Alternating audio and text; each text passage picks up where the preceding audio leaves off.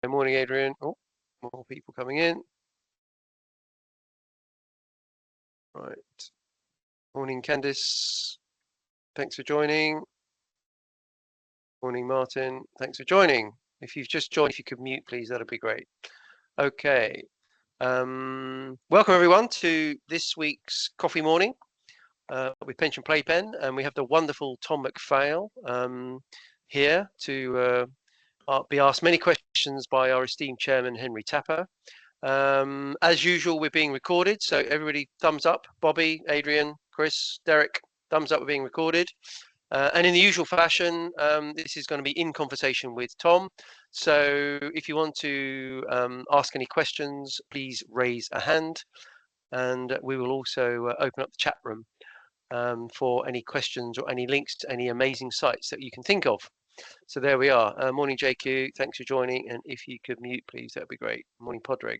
Right, Henry, over to you, and I'll monitor the lobby. Yeah, right. Well, I'm straight on to Tom, but Tom and I had a wonderful hour sitting outside Vestry House, chatting about things in general. And I said maybe we could have a chat on this in the same vein, and we have. Tom has recently moved into trusteeship.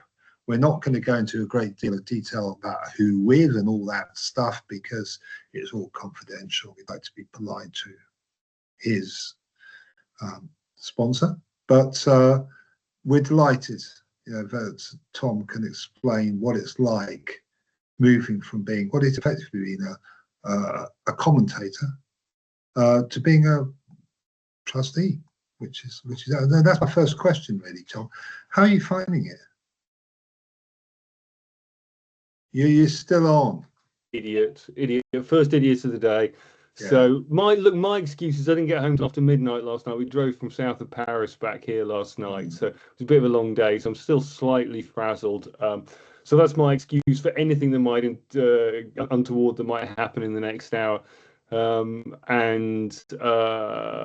I'd also just make the observation while I was away, and I had a happy afternoon over the weekend, catching up on all the pension review papers that came out last week. I think there's some really interesting stuff in all of that.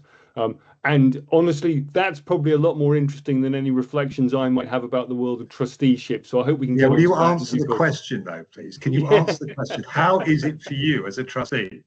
So coming back to point hand, final disclaimer. Obviously, so I am now a trustee of the Aviva staff pension scheme, and so you look at it's public knowledge. I mean, I haven't concealed the fact. So and they're lovely people, but everything I say obviously is just simply my personal opinions and is no way a reflection of anything that either Aviva or the Aviva staff pension scheme might think or want to say themselves. So don't ascribe anything to them.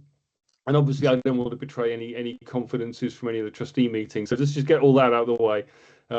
It's super interesting, and particularly for me personally, having spent most of my working life in DC world and contract-based world, to now actually be involved in the governance of a pretty substantial single employer trust that's hybrid. It's BBDC. Going through it's kind of interesting going through the TPR trustee knowledge stuff, which is pretty basic, I've got to say, what they tell you need to read through and learn. So kind of my first immediate thought was, okay, well, I need to learn more. So I'm now looking at doing some of the PMI exams to kind of get a bit more up to speed with the minutiae of running pension schemes, which it turns out is actually quite complicated. There's a lot to deal with there. Yeah, I know, who knew? So I'd also just like to express my gratitude and my good fortune in landing on a scheme that is pretty well funded and pretty well resourced, and it's been made clear to me that this is by no means always the case in dealing with schemes. And we have the luxury of having some really good advisors on hand to steer the trustee decision making processes, and absent that, I'm sure it would be a much more challenging undertaking. So look, I've really kind of landed on my feet with this, and I'm really enjoying getting to grips with everything involved in trusteeship, and given everything that's going on the political front, which we will come on to in due course, it is a particularly interesting moment to make that transition from the world that I've occupied hitherto into this new venture. What's it like working for a sponsor whose job is to buy out other pension schemes into annuities? Tom? Well, I'm right there. I'm going to duck that one. Sorry. Yeah, no, that was the last dirty question. So what is your view? Just give us your general view of what you read on a Sunday afternoon in wherever it was in France. Yeah, look, I'll come on to that in a second. I just want to, you've written quite a bit, Henry, about scheme run-on and surpluses and seeking investment returns and the like. And I've been reflecting on that, and we'll come on to fiduciary duty, no doubt, because that's been a hot topic of conversation of late.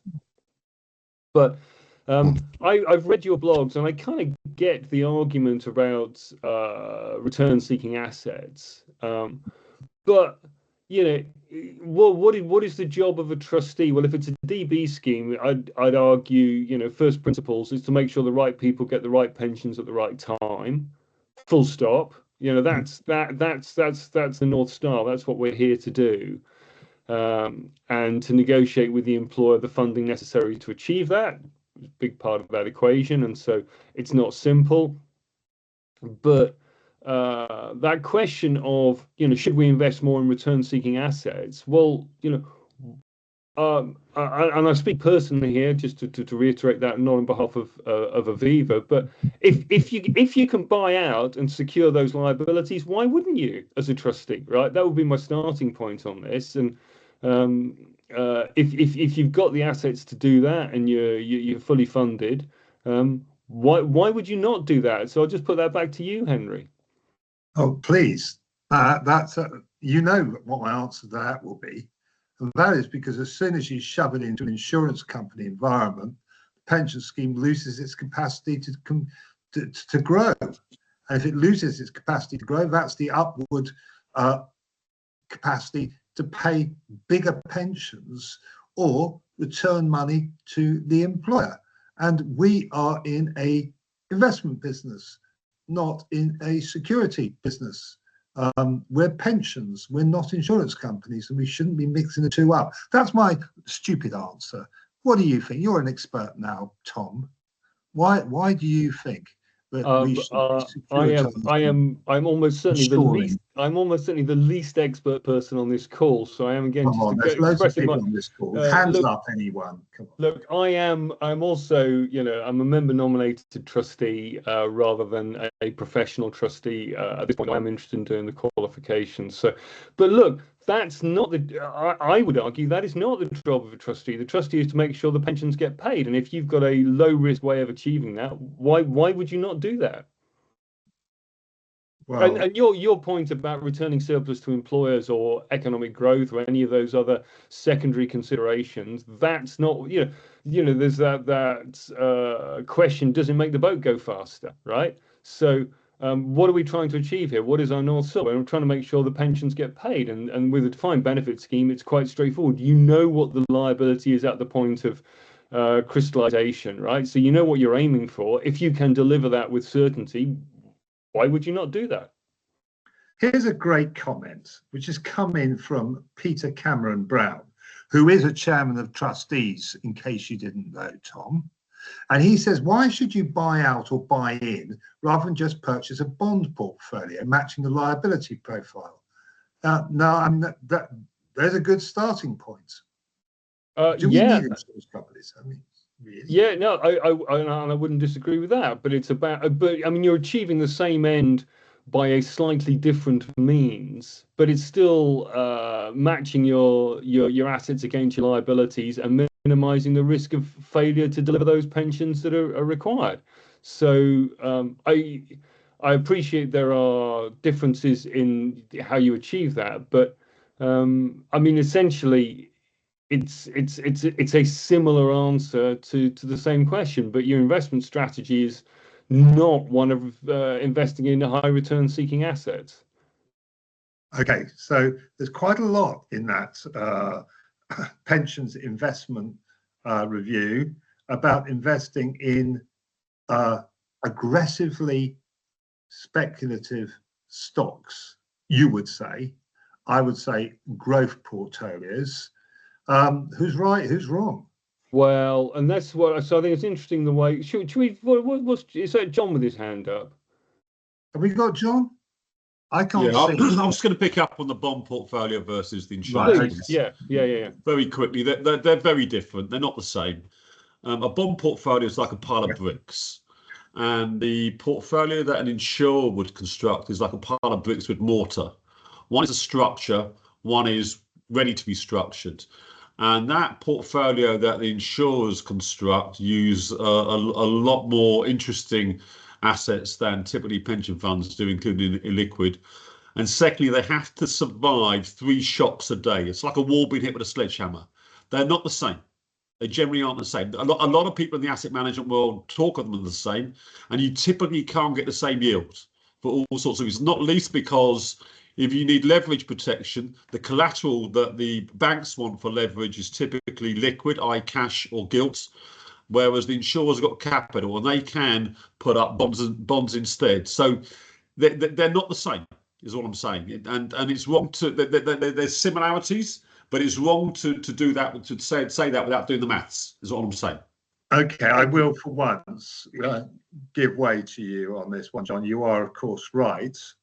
Yeah. Nevertheless, Tom's point, which I thought was a good one, is that the only responsibility of a trustee is to make sure that pensions get paid. Yeah, could go either way. Yeah. So, and I would also make the observation that it's been interesting the way the Pension Investment Review. I mean, there's the LGPS in there, but in terms of the productive finance dimension to the paper, a lot of the focus is on DC rather than DB, right? And then it's a fundamentally different question because then you're looking to within a risk tolerance, you're looking to optimize returns to the members, and then you can much more credibly make the case that look, a particular diversification of your investment strategy might improve those returns. But one of the things I was reading while sitting in a sunny Gite garden over the weekend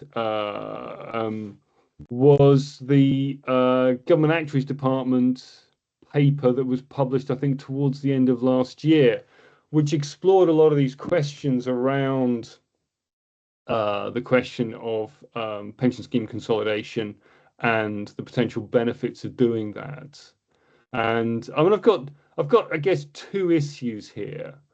One is the tension between what the government is trying to achieve and what the pension scheme trustees are trying to achieve, and the question of fiduciary duty.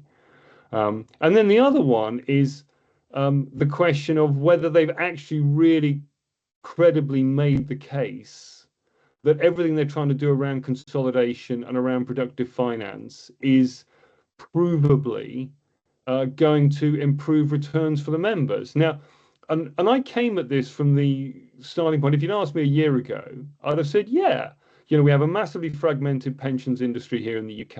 A lot of it is cottage industry stuff. There's too many snouts in the trough, right? If we can end up with fewer, bigger, better run pension schemes, to my mind, that's a no-brainer. You know, the world is not flat, so you can look at that and say this is self-evidently a good thing to do, right? I continue to believe that to be the case. But when you read the GAD paper, there's very loose correlation between scheme size and actual returns, right? So they're not really demonstrably proving the case that if you have fewer, bigger, better run schemes, you will get a better return. There is definitely a government premium that is achieved. But in terms of improved investment returns, it's pretty tenuous. In terms of lower charges, it's also pretty tenuous, right? And this is the government trying to put its best foot forward. And when they argue that they're going to deliver better returns for members, I think they projected something like a 2% bigger fund over the lifetime of a typical member's saving period. Now, 2% is not to be sniffed at. You know, it's better than not having the 2%, but it's hardly game changing. So what the government is proposing is a massive disruption, a complete restructuring of the pensions industry, for what appears, based on their own modelling, to be a very marginal improvement to members' investment returns. So I found that kind of interesting. I think it's going a bit far to say a complete restructuring of the investments. It's basically where people like the LGPS scheme are already, and the LGPS may have to move on a little bit further, but actually there's plenty of this stuff out there. I mean, the Nest has just paid £10 billion for quite a big amount of IMF. That's 20% of their funds. I mean, we aren't talking about things which needed to have a good kick up the arse. They were happening anyway. Right. So then I'd come to the perspective that, does it make the boat go faster? Back to that fiduciary duty. So, look, what is? You can go back to Milton Friedman. What is the purpose of business? Well, ultimately, it's to generate profits for your shareholders, right? That's the purpose of business. And you can argue there are other things that are the purpose of business: pleasing your customers, looking after your staff, making the world a better place.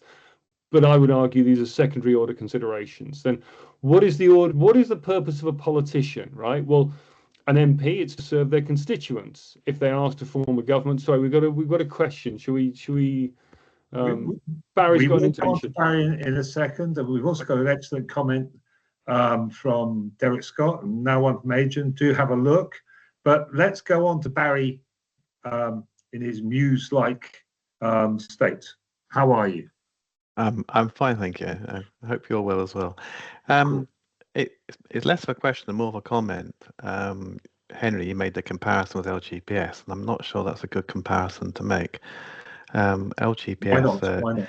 Well, LGPS pension schemes. Pensions are open schemes. Good. And I'm sure we can talk about that, because I think that makes a difference in what the government is doing there, with the possibility of returning surplus to employers. I think might help that. But also the duties of the fiduciary are slightly different than LGPS. The benefits are actually guaranteed under LGPS.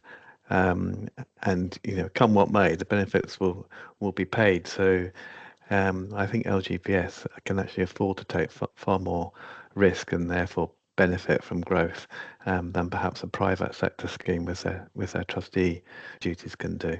Barry, we got the PPF. We don't need to worry about government guarantees.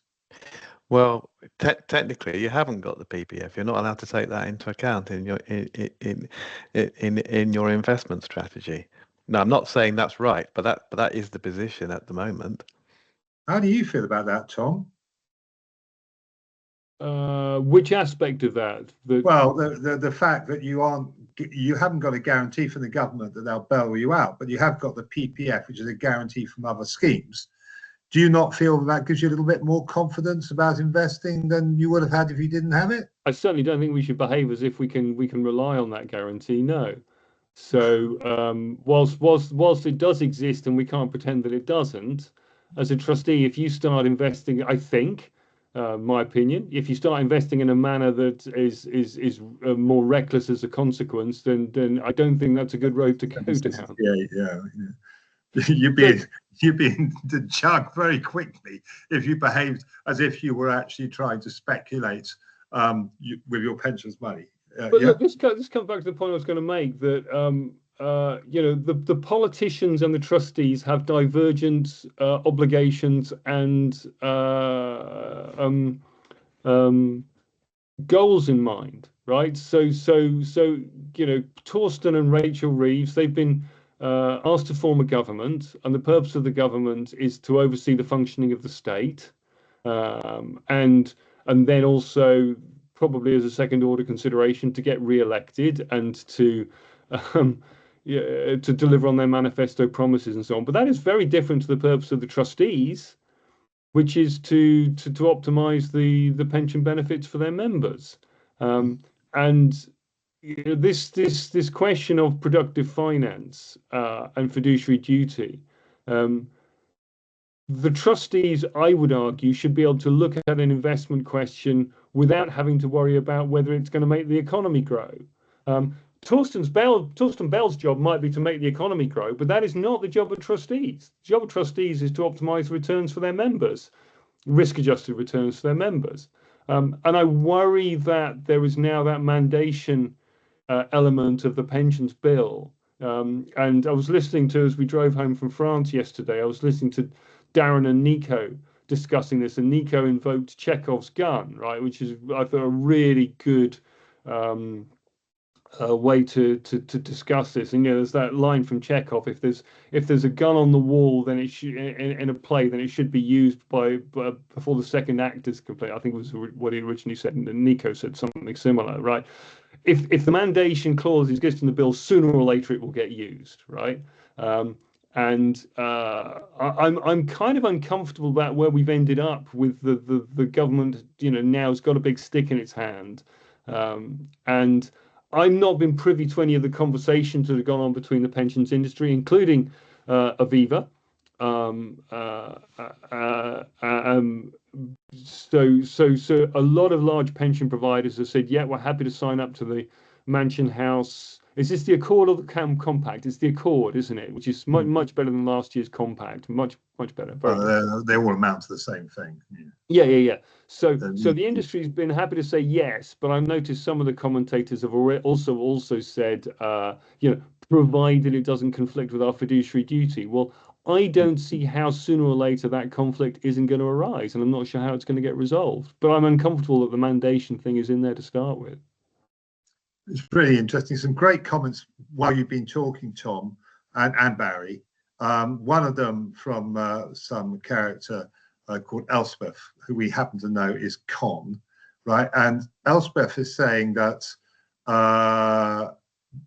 trustees should be aware that they've got the PPF behind them, and there's plenty of evidence of that out there in the market, and they should read William McGrath, who may or may not be on this call, but if he isn't, he spoke last week and said quite clearly that trustees should be behaving as if they've got some kind of insurance sat behind them, which is probably going to get him into jail if he was a trustee, but certainly the kind of thing that I feel.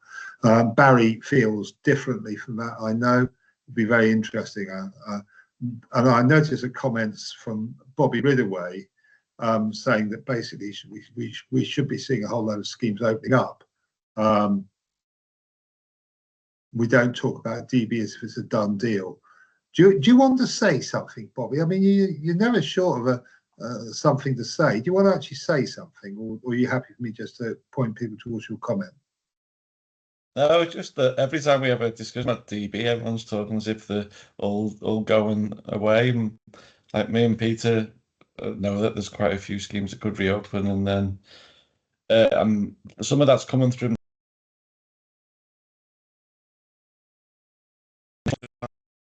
And they can't retire their staff because they can't legally retire them, and secondly, the DC hasn't really performed because they've been paying half the contributions into DC they're paying into DB, and given now that a lot more finance directors are getting comfortable with the cost of DB because of gilt yields, it's becoming a bit of a more attractive option. Peter might be able to say a bit more on that, but I've been waxing lyrical about that to other people.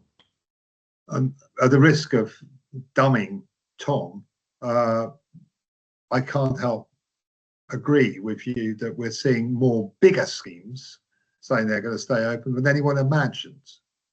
But where we are finding problems is in the smaller schemes. And a rather dismal comment from Adrian Fernell saying that all this stuff from the government is going to drive small schemes into the hands of the insurers.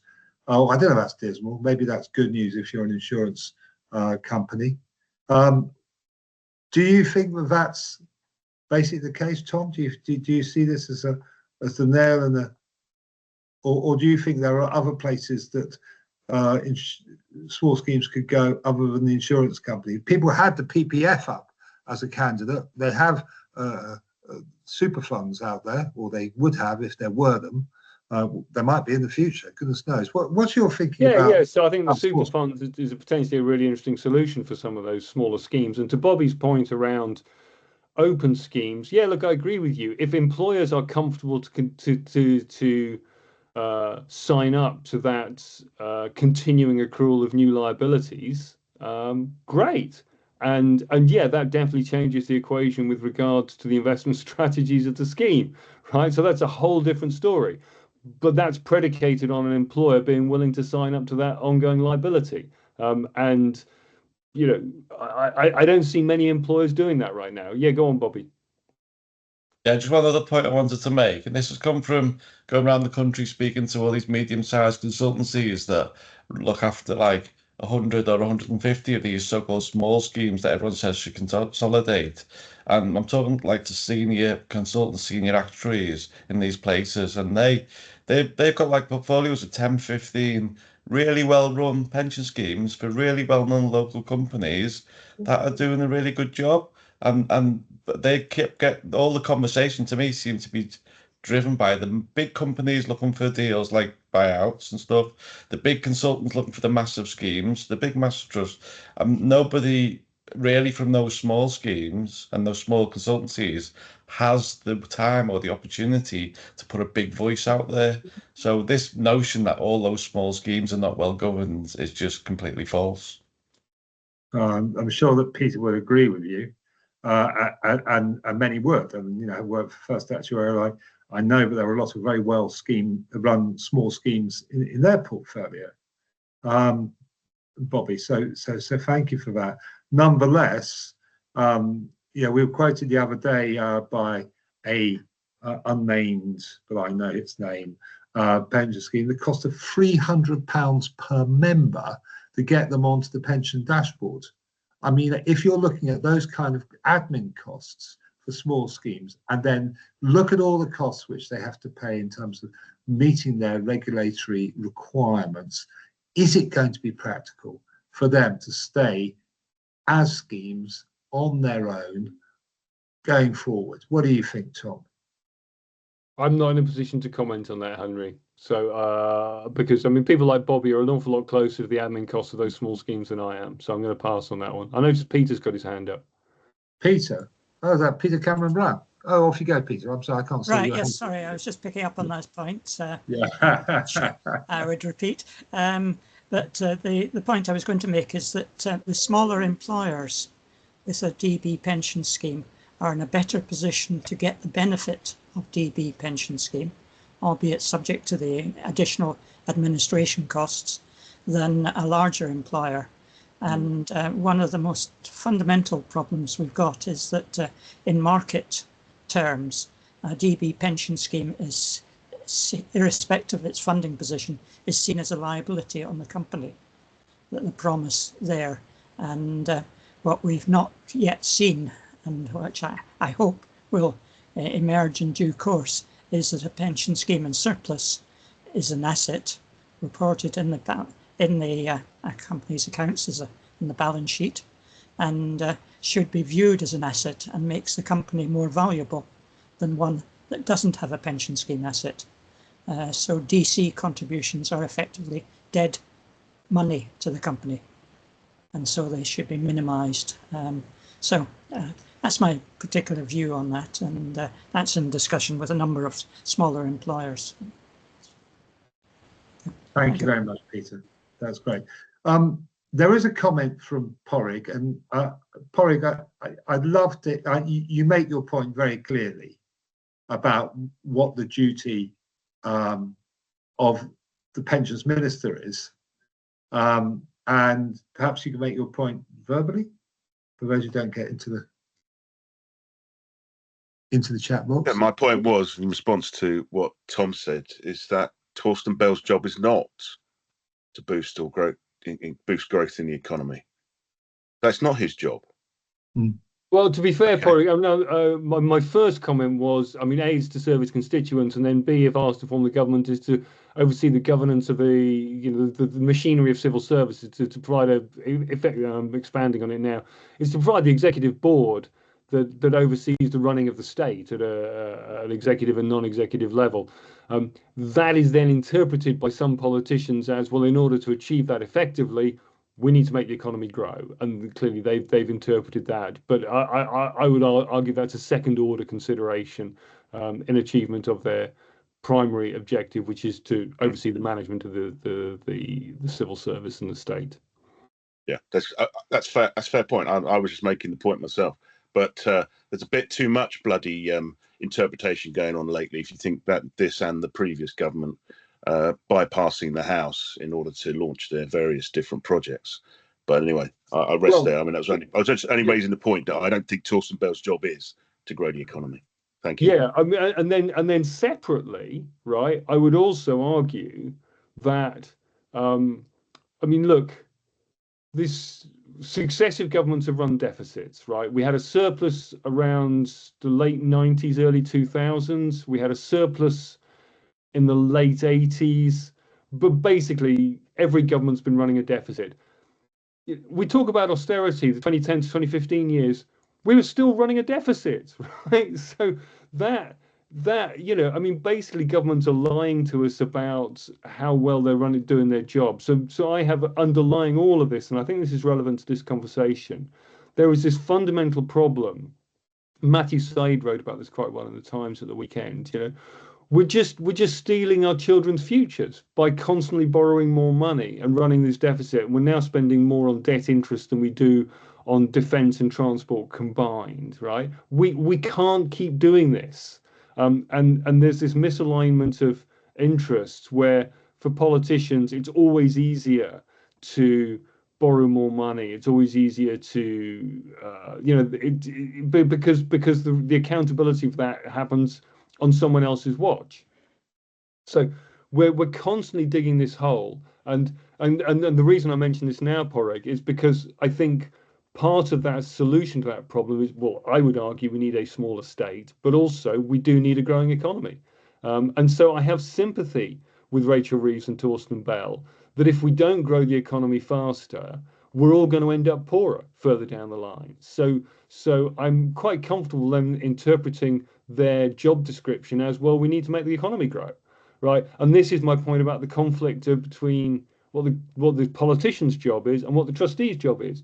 So I sympathise with what the politicians are trying to achieve, but that's not the job of trustees. The trustees' job is to make sure the members get their benefits and optimising the returns. And to Elspeth's point about you need to invest in return, you know, you need to grow the assets you're investing in. Well, yeah, I kind of agree with that. And good governance is part of the job of an investment manager. So you need to work with the management of the companies.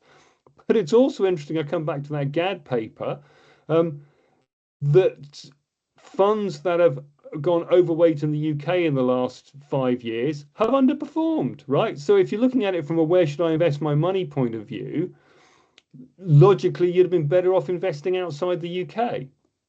And then you come back to that question of, well, can I invest my assets in productive assets that will deliver a good return for my members? And yeah, you know, maybe investing in private equity or infrastructure will help achieve that. But that should be solely done on the basis that I think I'll improve my returns to my members and not because Torsten Bell needs to grow the economy.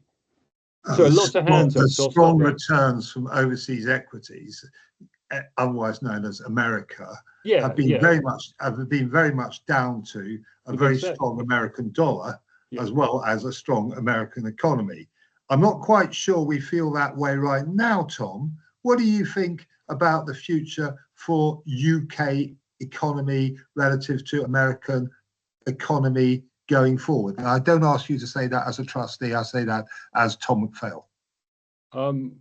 Right now, today, I don't think the prospects look, I mean, Miliband is doing his best to destroy this economy. I don't feel great about the economic prospects for this country, right? So, but look, I'm not an investment expert, so I will defer to the advice and opinions of people who know a lot more about this than I do. Do you mean Miliband, or do you mean somebody else? No, I mean I do mean Ed Miliband. Yeah. Why is he responsible for destroying the? Because of what he's doing with our energy policy. It's absolute lunacy. So you know, there's a reason why the American economy has grown so much over the last 20 years. I mean, there are lots of factors, but the fact they've got cheap energy has been a major contributory factor. We have the highest energy prices in the Western world.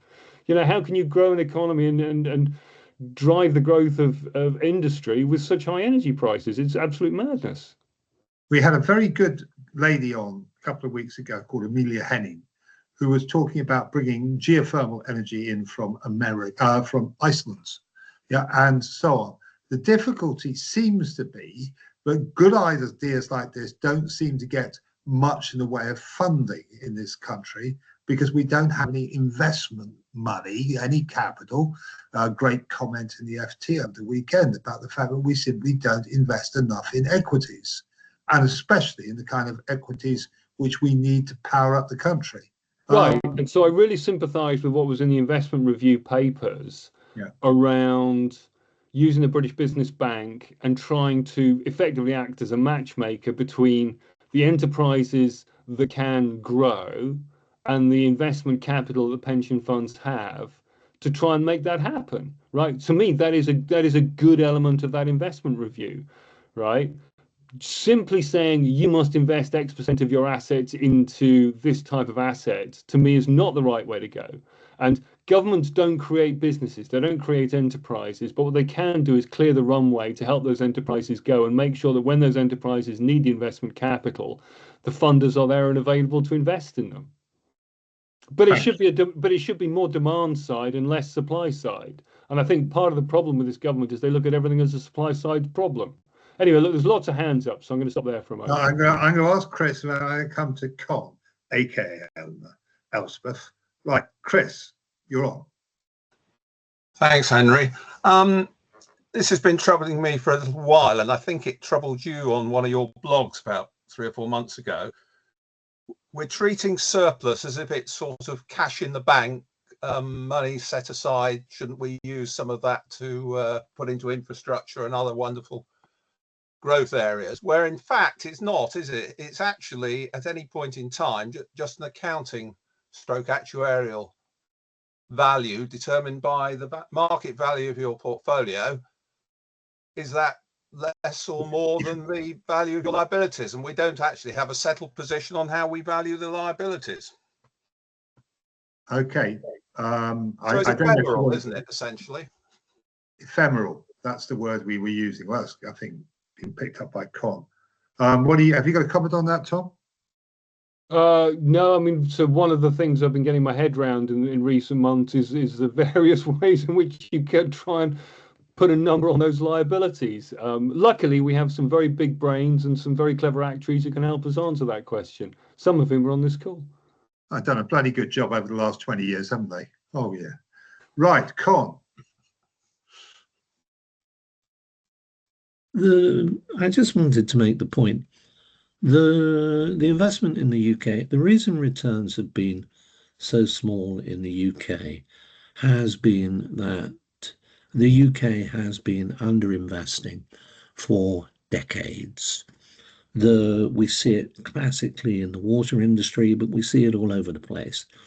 Now, this is not just private sector investment. It's not just pension funds. It includes government. Government levels of investment have been criminally low.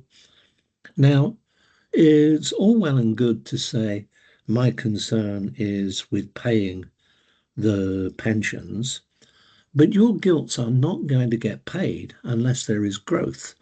Look at the projections that we have from the IMF for the level of government indebtedness.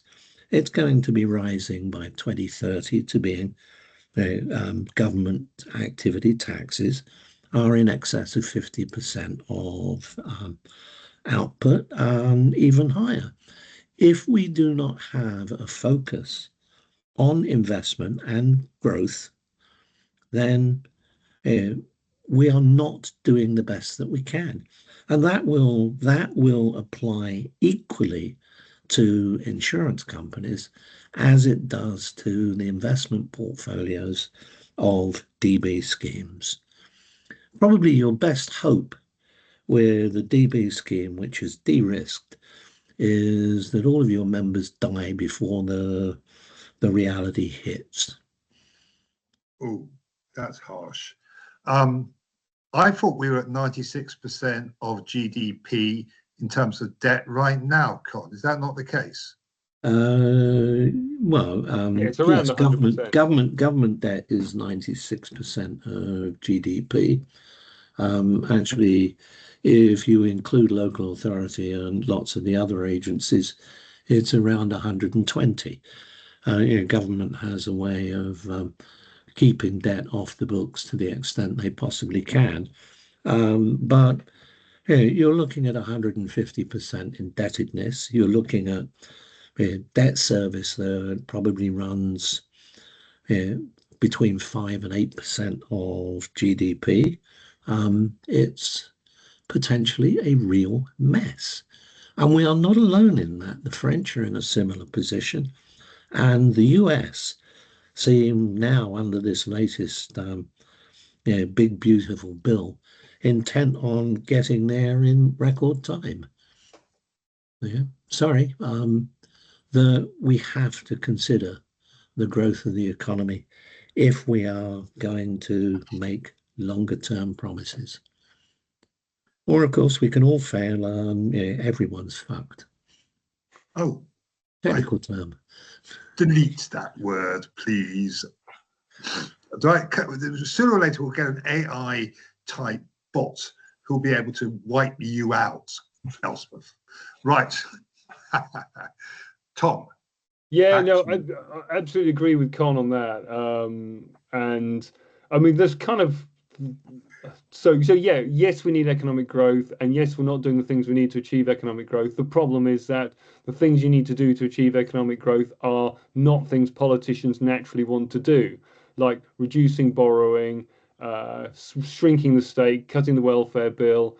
The difficult, I mean, it's a contentious subject, so I'm not going to go far down the rabbit hole, but we've had a very high level of low value immigration into this country over the last 20 years, right? So what you've had is a flood of cheap labor. And the reason I mention that is because it kind of speaks to Con's point a bit.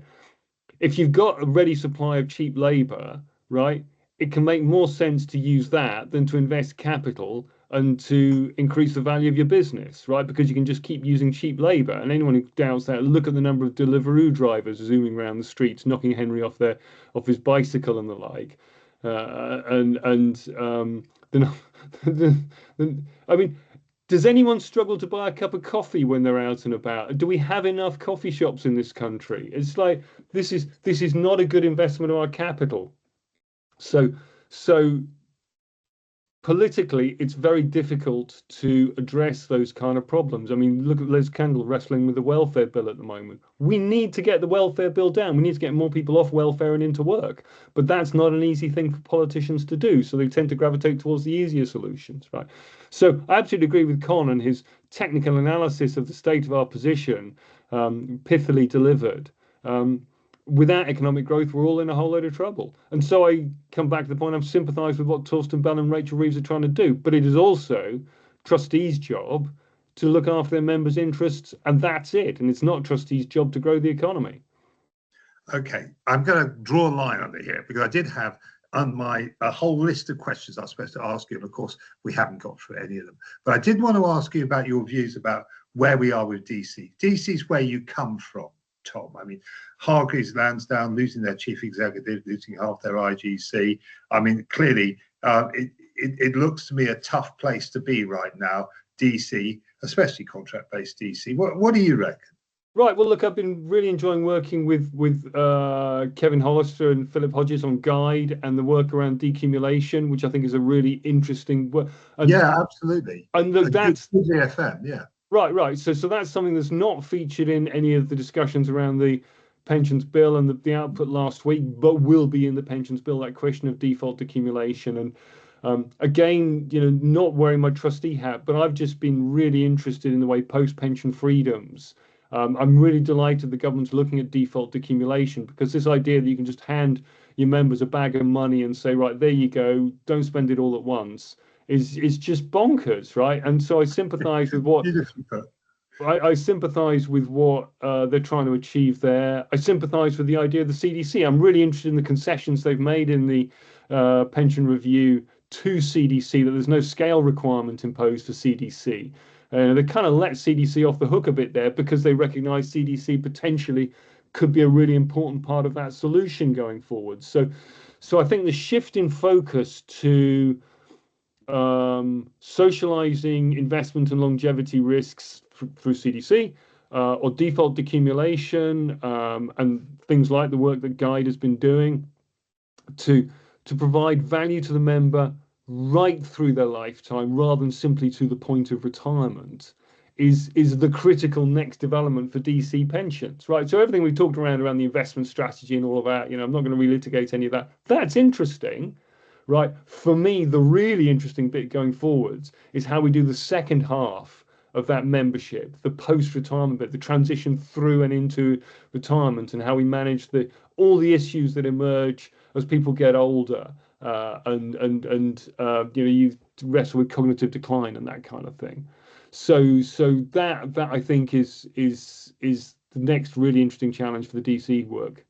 And also, by the way, sorry, Henry, before you go on, I'm also delighted that they've actually explicitly said, yes, we're going to do the second phase of the review, and we're going to look at the adequacy question as well, because that had rather got kicked into the long grass for last year. And I think there was some concern across the industry that it wasn't going to get addressed. And there's a clear statement of intent that they are going to address it. And none of that will happen quickly. And look, we still haven't done the 2017 reforms to contribution rates. So back to politicians ducking tough decisions.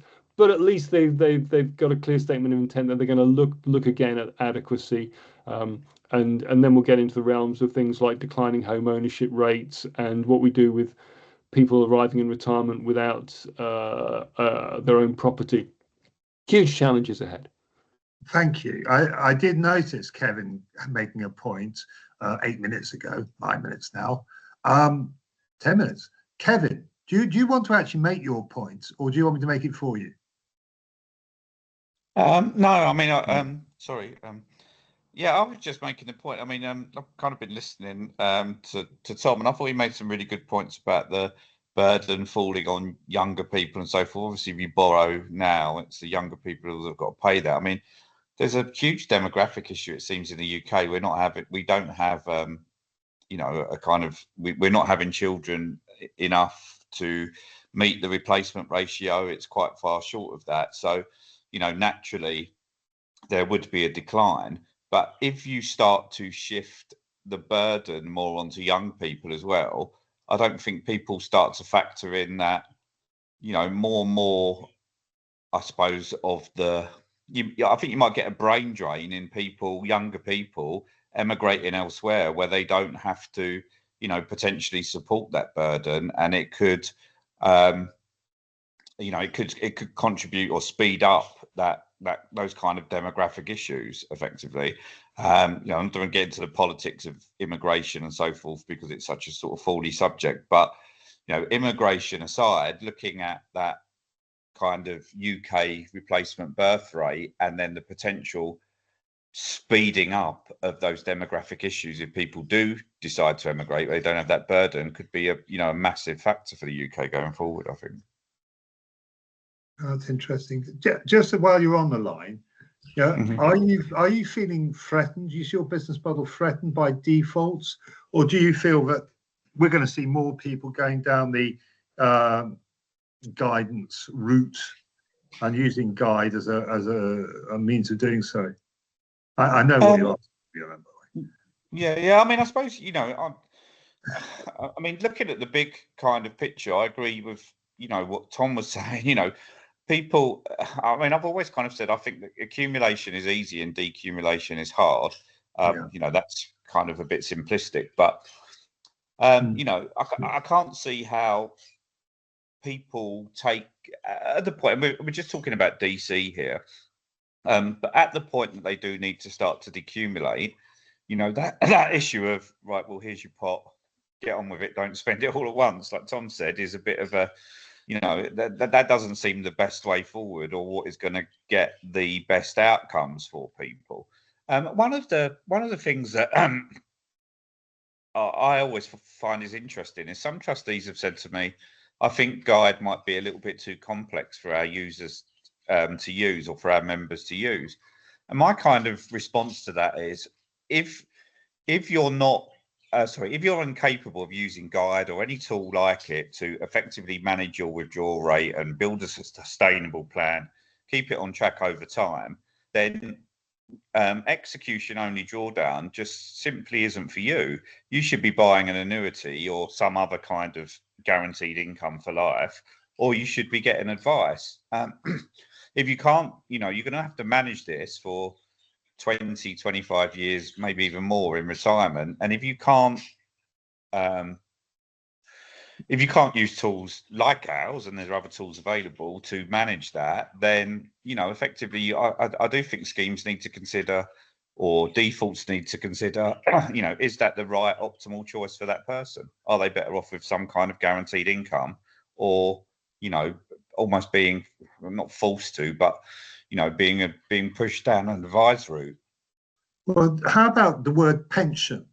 Might not people want to be in a pension scheme at the end of their saving? What do you think, Tom? I mean, that's another form of guaranteed income, and I'm sure the market for that will expand beyond kind of I have to be very careful here. I've just noticed Des Healy's in the crowd, and Des is an HMT man these days, so we're not going to say that pensions are guaranteed, Des. Yeah. Tom, what do you think? Well, I mean, you are running a DC section of a DB scheme. What would you like to see as the default for your scheme? Really, really good question, and I don't have a pre-packed answer for that. So the work that I've been doing with Kevin, I think, has been super interesting in trying to find a middle ground between the non-advised and the advised solutions. I've spent a lot of conversations with the FCA over the last couple of years around what they're trying to achieve with moving the advice guidance boundary, or clarifying the advice guidance boundary and creating scope for more guidance or simplified advice. I'm slightly agnostic about what the right answer looks like, because I think CDC for decumulation is potentially a really good solution.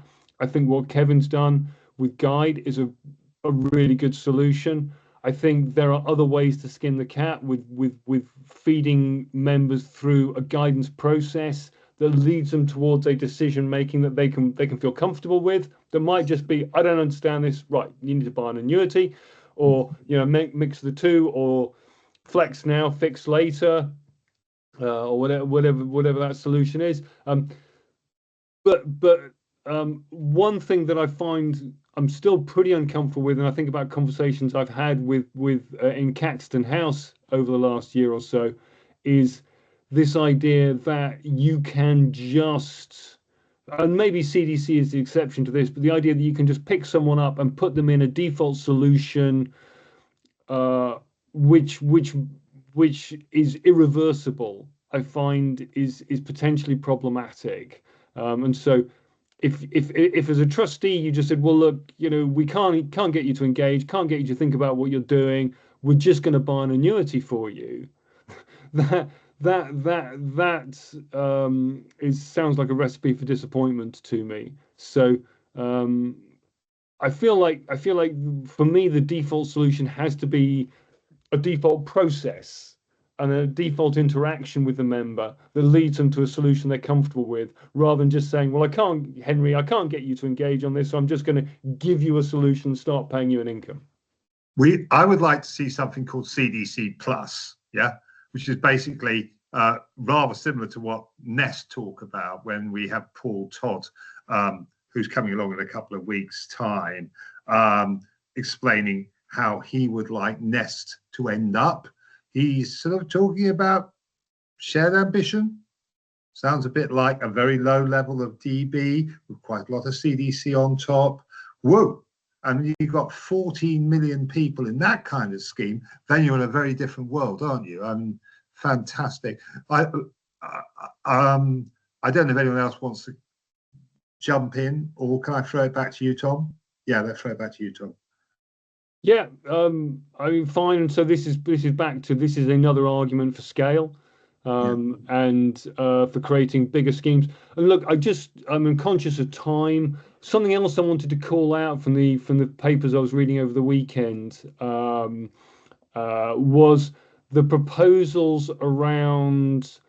So it's back to the size question. And by the way, I'm quite relaxed about the contractual override for statutory override for contractual schemes to consolidate people's pots into newer arrangements. That all makes sense to me. What does worry me is the barriers they're throwing up to new schemes and saying, we want 25 billion default arrangements. If you can't get to 25 billion, if you can get to at least 10 billion, and a pathway to 25 billion by 2035, we'll let you carry on. And then our answer for innovators is we'll only let you come out and play if you can show that you're doing something demonstrably new and innovative and different, and you're going to change the marketplace. Otherwise, you don't come out to play.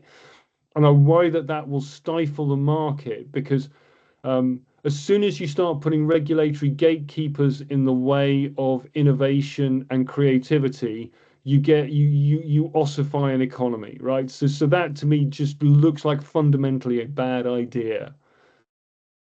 Yeah, but hang about. Who's really produced something new and brilliant in the last 10 or 15 years? Kevin Hollister. Kevin Hollister, Pension B. Oh, how about that pension super haven? There's plenty of good ones out there. I've got some really, really good ideas floating around in my head. Did you know, for instance, that LGPS and NHS offer you the option, if you're a member, to actually cart in your DC pots and actually pay them out as NHS or LGPS pensions? I know there's a slight restriction on the LGPS one. Haven't we actually started thinking about these options a little bit more? Well, and this is all great, Henry. What worries me, and the point that I was making, is I don't want a civil servant with a clipboard judging whether your idea is good enough to be allowed to be let loose in the marketplace or not. Well, I mean, I just think there's an awful lot of people in the LGPS and NHS who don't know about this, who might want to, if it was a little bit publicised. That's my point. Yeah, no, that's also a very good point. We should get everyone to come into these schemes, because obviously not everyone wants to work in the LGPS or NHS, but that's another matter. We're getting now to the point where we're close to ending. So I'm very keen that anyone who's got other questions could step forward. We've had some fantastic comments from all kinds of people. I'm sorry I haven't got to everyone. And I'm delighted to see that Des Healy, by the way, is coming back to the DWP.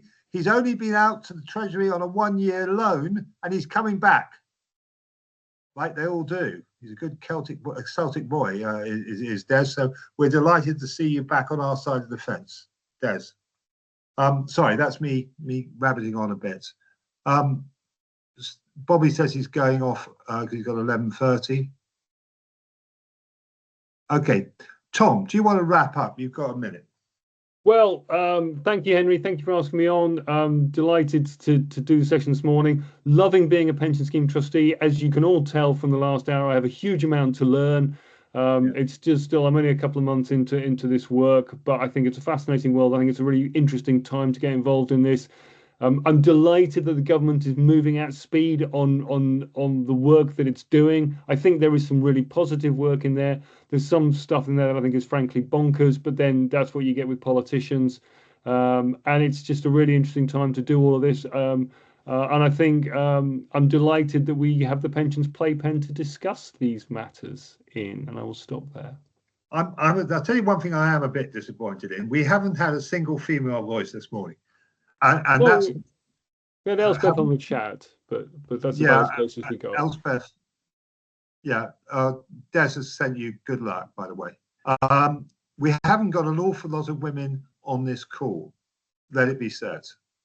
In fact, reading through here, have we got a single one? No. This is a terrible thing. It's a middle-aged bloke's talking shop. The women have all got better things to do. It is. It's an old folks' home. Look, can you bring your missus along next time you do this? I can only say sorry to the female race for not having attracted her anyway. Boys play with boys, says Peter Cameron. Well, that's fun. We got to the ends. Good stuff. We didn't have a fight, and thank you, Tom, for being so incredibly tolerant of me and others. Thank you to all the people who asked questions and to all those people who commented in there. I'll hand you back now to Steve, who's been very quiet and wonderful and kind, and go for it. Steve, Well, Tell I us was just what's going to going say, on. Henry, that there were one or two young ladies or females on the call earlier, but I think they fell off at 11, I think. But yes, Really? there was one or two, which is good. But if anybody can encourage more, then great. You know, that we should be diversified, and why not? You know, D&I is Yeah, very yeah, important. yeah. Lady from DWP at the beginning. There you go. There you go. But so no, great session, Tom. Thank you very much. Good luck in your continued role in the wonderful world of trusteeship. And I'm sure we'll hear from you again. And I'm sure you'll all join me in thanking Tom for his presentation. So great clapping, lots of virtual clapping. Next week we have Dr. Muralidhar talking about anti-Mansion House. So if you want to get into the Mansion House debate, we're going to talk about He is the anti-Mansion House. most contrarian guy we ever he's a had. great gun to put up a fight. So if you fancy a fight next Tuesday, then Aaron's your man. So there you go. Yeah. The video of today will be up very shortly on the Pension Playpen website. As usual, we pray for peace in the East, peace in the Middle East, and Peace in the Middle East in particular. Yeah. Peace in the Middle East in particular, yeah. And you know, it's great to have you all on today, and we know you're really busy people, and it's a great. Yeah, our industry's great. We need to do better in many ways, but we do lots of things really well as well. So, but let's keep talking. Let's keep talking. So, enjoy the rest of your day. Enjoy the rest of your week. Thanks everyone for your questions and your input, and cheers, especially Tom. Thanks a lot. Yeah. Take care. Cheers all. Bye. Bye.